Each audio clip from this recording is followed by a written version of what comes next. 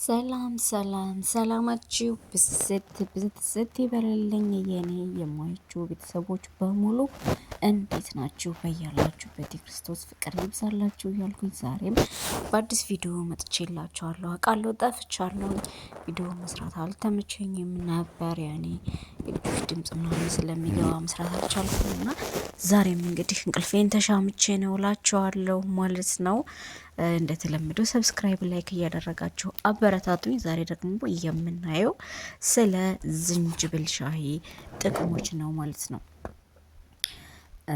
ስለ ዝንጅብል እንግዲህ ሁላችንም እናውቃለን፣ ሀገር ቤት ጀምሮ ማለት ነው። አረብ ሀገር ላይ ብዙ ጥቅሞች እንዳሉት የበለጠ ብንረዳም ሀገር ላይም ቤተሰቦቻችንና እኛም ጭምር ሳይማሩ የተማሩ ቤተሰቦቻችን ማለት ነው ለብዙ ነገር ይጠቀሙት ነበር ማለት ነው። እና ዝንጅብል ስኬታማ የቤት ውስጥ ተፈጥሯዊ ፈሳሾች ዋናውን ስፍራ የሚይዝ ነው። በመላው ዓለም ታሪክ በተለየ ባህል ውስጥ ሲጠቀሙት የኖረ ነው። ዝንጅብል ለጥገኛ ተዋሲያን ህመሞች አስደናቂ የፈውስ ኃይል መሆኑን የተረጋገጠ ሀቅ ነው ይለናል ማለት ነው። እንግዲህ ዝንጅብል እንዳልነው በጣም ብዙ የሆኑ ጥቅሞች አሉት ማለት ነው። ይህ ቅመም እጅግ ጠቃሚ በሆነ ንጥረ ነገሮች በቫይታሚን ሲ፣ ማግኔዥየም እና በሌሎችም ማዕድናትና የማደስ አቅም ባላቸው ውህዶች የታጨቀ ነው ይለናል ማለት ነው። ምንም እንኳ ዝንጅብል ለብዙ ትንሽ ለሚባሉ የጤና ችግሮች ልክ እንደ ሆድ ቁርጠት ፈውስ መሆኑ ቢታወቅም አስደናቂነቱ ግን ካንሰርን ከፋርማሲ መድኃኒቶች የበለጠ መከላከል የሚችል መሆኑ ነው። ዋው በጣም ይቅርታ። እና እንግዲህ ፋርማሲ ላይ የገዛን ከምንጠቀማቸው ክኒኖች ማለት ነው። እሱ ፈውስ የሆነ መድኃኒት ነው ማለት ነው። ከዝንጅብል ዘርፈ ብዙ ጥቅሞች መካከል አንደኛ የምግብ መፈጨት ስርዓትን ምን ይላል? ያፋጥናል። ሁለተኛ በጉዞ ጋር ተያያዥ የሚመጣ እንዲሁም በእርግዝና ጊዜ የሚመጣን የማቅለሽለሽ ስሜት ምን ይልልናል? ያስወግድልናል ማለት ነው። ዋው! ስለዚህ ለእርጉዞችም ይመከራል ማለት ነው ሳይበዛ። ሶስተኛው ደግሞ የጡንቻ ህመምን ይቀንሳል። አራተኛ የመገጣጠሚያ አካላት ህመምና እብጠትን ይቀንሳል። አምስተኛ ለጉንፋን፣ ለመተንፈሻ አካላት ቅመሞች ይረዳል። ስድስተኛ በካንሰር የመያዝ እድልን በከፍተኛ መጠን ይቀንሳል። ዋው! ሰባተኛ የደም ዝውውርን ያሻሽላል። ስምንተኛ የልብና ተዛማች ህመሞችን ለመከላከል ይረዳናል። ዘጠነኛ የመጥፎ ኮሌስትሮል መጠንን ይቀንሳል። አስረኛ የወር አበባን ተከትሎ የሚመጣን የህመም ስሜት ያስወግድልናል። የዝንጅብል ሻይን በጨርቅ ነክሮ ሆድ ላይ ማድረግ እንዲሁም የዝንጅብል ሻይ መጠጣት የወር አበባን ህመም ያስወግድልናል ማለት ነው። ዋው በጣም ነው ደስ የሚለው። ብዙዎች በዚህ ምክንያት የምንሰቃያለን ማለት ነው። ከኔ ጀምሮ ሲመጣ የሴት ስቃይ ይጨምራልና ለሱም ፍቱን መድኃኒት ነው ማለት ነው። ስለዚህ እየተጠቀምን ማለት ነው እየተጠቀምን 11ኛ የሰውነት የበሽታ መከላከል ብቃትን ይጨምራል። 12ኛ የውጥረት ስሜትን ይቀንሳል። ማለት በሀሳብ ራሳችንን ስናጨናንቅ ቢዚ ስናደርገው እሱን ሻይ ብንጠቀም ከጭንቀታችን እንፈወሳለን ማለት ነው፣ ይቀንስልናል። 13ኛ ለአእምሮ ጤንነትና የመርሳት በሽታን ይከላከላል። ለእኛ ለመዳም ቅመሞች ማለት ነው። በእጃችን ይዘን ለምንፈልግ የሆነ ነገር በእጃችን ይዘን መሬት ላይ ለምንፈልግ ልጆች ይረዳናል እና ተጠቀሙት። 14ተኛ የማይግሬን ህመም ስሜትን ይቀንስልናል። 15ተኛ በደም ውስጥ የስኳር መጠንን ያረጋጋል። ከነዚህ ጥቅሞች ተቋዳሽ ለመሆን ዘወትር የዝንጅብል ሻይ ምን ይበሉ ይጠቀሙ ይለናል ማለት ነው። ስለዚህ ዝንጅብል የዚህን ያክል በጣም ዘርፈ ብዙ ጥቅሞች አሉት ማለት ነው።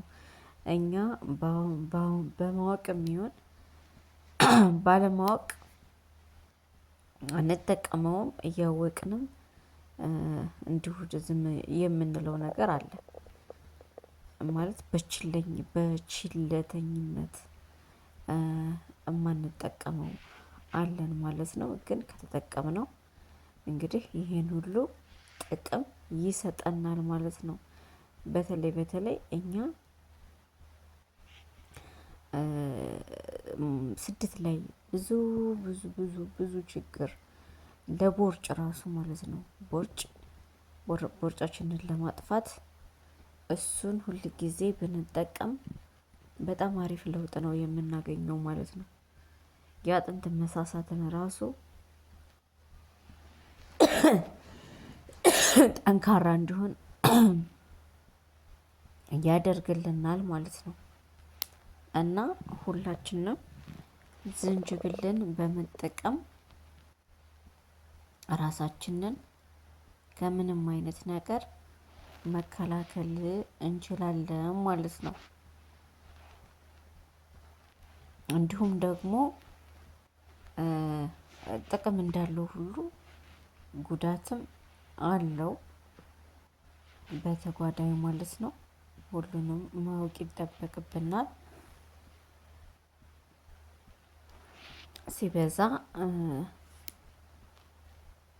ሲበዛ ያው ጥቅም እንዳለው ሁሉ ጉዳትም አለው። ግን እኛ የምንጠቀመው በአግባቡና ተመጣጣኝ በሆነ እንትን ማለት አመጣጥነን ነው ማለት ነው እንጂ ዝም ብለን አገኘን ብለን ሁሉንም ለሁሉ ነገር የምንጠቀመው አይደለም። ስንጠቀም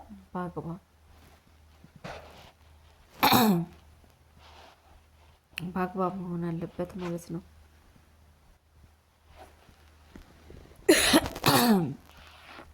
ዝንጅብል ለወሲብ፣ ለቆዳ፣ ለእርግዝና፣ ለጤና ድንቅ ጥቅም አለው። አስባችሁታል? ለወሲብም አሪፍ ነው ማለት ነው። እንግዲህ ዝንጅብል ለወሲብ፣ ለቆዳ፣ ለእርግዝና፣ ለጤና ድንቅ ጥቅም አለው ይለናል ማለት ነው። ለወሲብ ግንኙነት ከዝንጅብል ጋር ስላለው ልምድ ማወቅ ያለበት ነገር ይላል።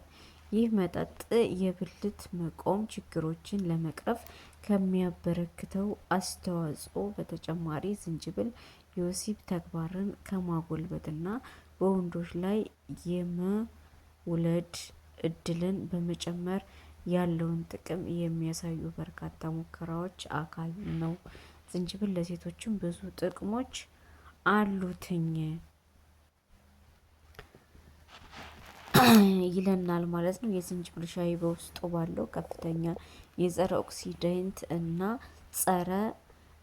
ጸረ ብግነት ባህሪ የምግብ መፈጨትን በማሻሻል ማቅለሽለሽን በመቀነስና የሰውነትን በሽታ መከላከል አቅም በማሳደግ በሰፊው ይታወቃል። የጉንፋንና የጡንቻ ህመም ለማስታገስ የደም ዝውውርን ለማፋጠን ይረዳናል ማለት ነው። እንግዲህ ቅድም ያየነው ነው ማለት ነው። እንዲሁም ደግሞ ምን ነበረ የሚባለው በሀገራችን እንዲሁም ደግሞ የእርድ ጥቅሞችን እናያለን ማለት ነው። እርድ ለብዙ ሺህ ዘመናት በእስያ ውስጥ ለመድኃኒትና ለውበት ይውል የነበረ ቅመም ነው። በምድራችን ላይ ብዙ ጥናቶች በእርድ ላይ ተደርገዋል። በተለይ ደግሞ እርድን መመገብ ካንሰርና የስኳር በሽታን ለመከላከል እንደሚረዳ ይታመናል። ዛሬ ደግሞ የምናየው እርድን እንዴት ለውበታችን መጠቀም እንደምንችል ነው። እርድ ከምግብ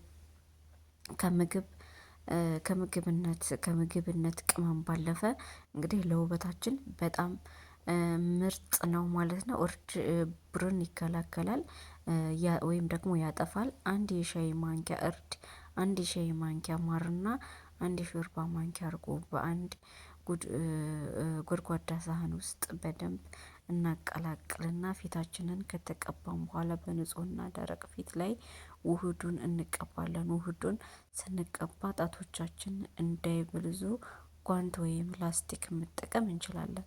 ከ20 እስከ 30 ደቂቃ ውህዱ ፊታችን ላይ እስኪ ደርቅ ድረስ እንጠብቅና ፊታችንን ለብ ባለ ውሃ ብቻ በደንብ መለቅለቅ። ይህንን ውህድ በሳምንት ለ3 ቀን ወይም ደግሞ ለአራት ሳምንት ብንጠቀም በሳምንት 3 ቀን ማለት ነው። ለ4 ቀን ብንጠቀም ጥሩ ውጤት ማግኘት እንችላለን። ሁለተኛ እርድ ቆዳችን እንዲጠራ ያደርጋል።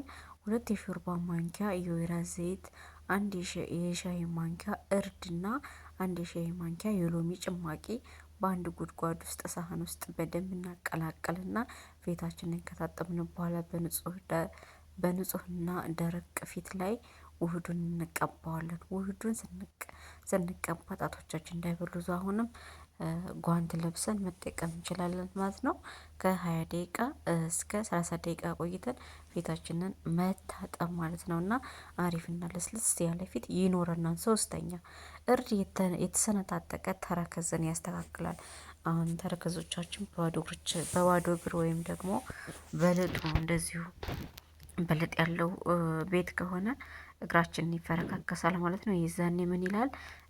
እሱን ብንጠቀም ይቀንስልናል። 3 የሾርባ ማንኪያ የጉሎ ካስተር ዘይት እና ግማሽ የቡና ማንኪያ እርድ በአንድ ጎድጓዳ ሳህን ውስጥ በደንብ እናቀላቅልና እግራችንን ከታጠበን በኋላ የተሰነጣጠቀ ተረከዛችን ላይ ውህዱን እንቀባዋለን። ከ30 ደቂቃ በኋላ እግራችንን በቀዝቃዛ ውሃ በደንብ መለቅለቅ።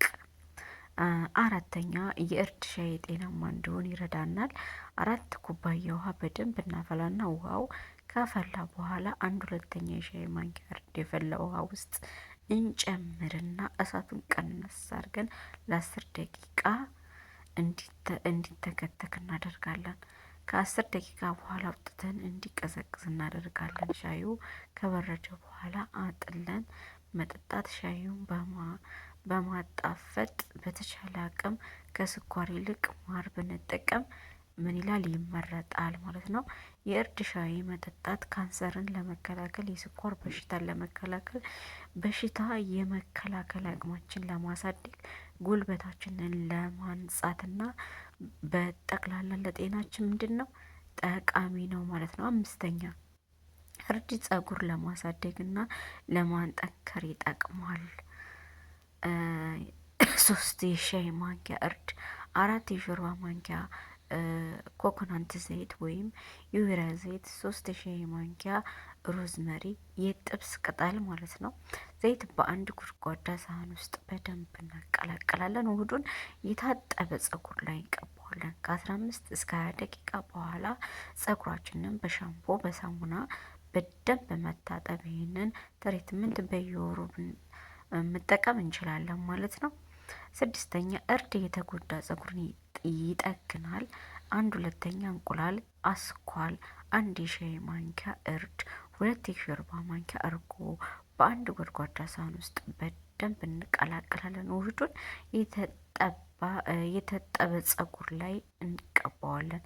ከ15 እስከ 20 ደቂቃ በኋላ ጸጉራችንን በሻምፖ ወይም ደግሞ በሳሙና በደንብ መታጠብ። ይህንን ትሪትመንት በየወሩ መጠቀም እንችላለን ማለት ነው። ማስጠንቀቂያ፣ ለውጥ የምንጠቀመው እርድ ለሌላ ቅመም አብሮት ስለሚኖር ከውስጥ ያኔ ንጹህ ማለት ነው። እንግዲህ እርድ ስናዘጋጅ ሌላ ቅመሞች እየተቀላቀሉበት እንዳይሆኑ አሁን የሚገዛው አለ አይደለ? ሌላ ቅመማ ቅመም ተጨምሮበት የሚያጣፍጡ ነገሮች ማለት ነው። ለቅመምነት የምንጠቀመው እሱ ከሆነ አደጋ ያመጣል ማለት ነው። መሆን ያለበት ፍሬሹን እንገዛለን። ፍሬሹን ከገዛም በኋላ ቤታችን በመፍጫ ፈጭተን ነው የምንጠቀመው እንጂ ከሌላ ቅመማ ቅመሞች ጋር የተቀላቀለ ከሆነ ለእኛም ጥቅም ሳይሆን ጉዳት ነው የሚያመጣው ማለት ነው። ምሳሌ ፊታችን ላይ በምንቀባው ሰዓት የማቃጠል ስሜት እና እንዲሁም ደግሞ ፊታችን የመበላሸት የመበለዝ ነገርም ሊመጣ ይችላል ማለት ነው። ስለዚህ በጥንቃቄ ቤታችን ፍሬሹን ገዝተን ፈጭተን መሆን አለበት ማለት ነው። እንግዲህ ጉንፋን ስለያዘኝ በየመሃሉ እያሳለኝ ነው። በጣም ይቅርታ። ሰብስክራይብ ላይክ እያደረጋችሁ